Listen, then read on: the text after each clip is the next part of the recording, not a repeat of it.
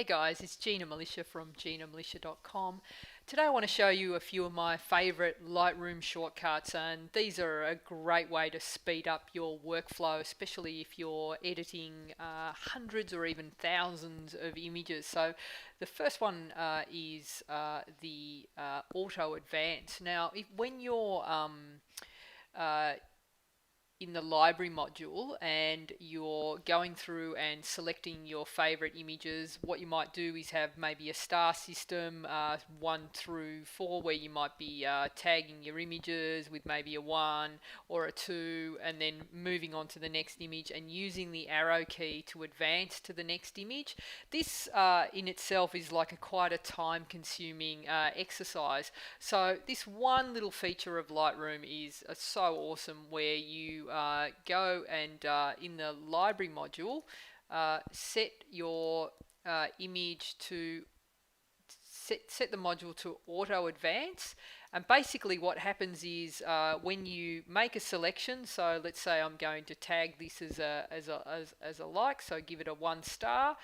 Basically Lightroom will auto advance to the next image, so you don't need to do anything. So I might give this a 1, maybe give this a 0, but every time I make a selection, it auto advances for me. If I wasn't in auto advance and I just wanted to get to that state really quickly, I just hit caps lock and it'll have the same effect. So I'll give this maybe a 1, give the next one a 1, and it's actually auto advancing for me. So that's a really great time saving shortcut.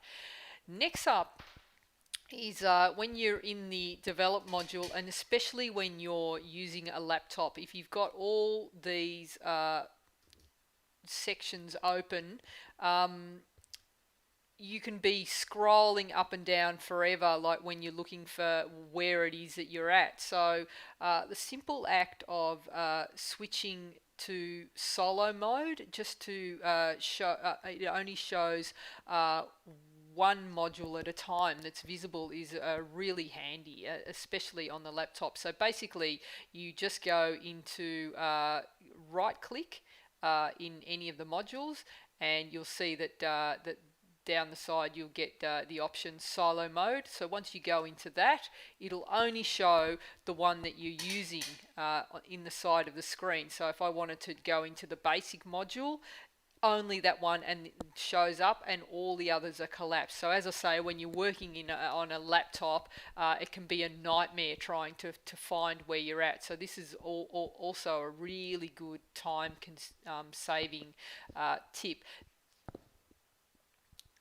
The next really great time-saving shortcut is, just go back into the basic module, is if you make a mistake. Let's just say I'm going to add a little bit of exposure to the background. Okay, so I'm just going to brush on across here, and I don't like what I've done. So if I just, and I just want to undo that, rather than going down here into my history panel and having to scroll down, basically all I do is on a Mac, Command Z, or PC, it's Control Z or Z, and that'll quickly undo what I've just done, and that's a really handy and quick time-saving hack there. If I'm working on my image and I want to compare what I've done with where I started, just pressing Y will give me a comparison of before and after. And so this is really handy because it shows you where you've gotten to and compares it to where you started. The other way to do that, to if you don't want them side by side, is just to use the backslash key. Will give you the same result. So just pressing on that, you can see where you started and where you are now. So that's a great little shortcut there. Next up, like if you're in the library module and you want to get to the develop module, rather than going up, pressing it, just press D, and that'll get you in the develop module quickly as well.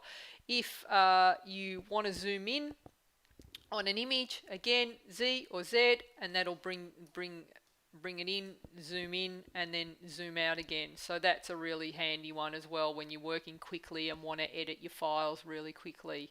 So it allows you to zoom in, check your detail, and then zoom back. If you hold down the space bar, you can move the image around as well. So that's really handy.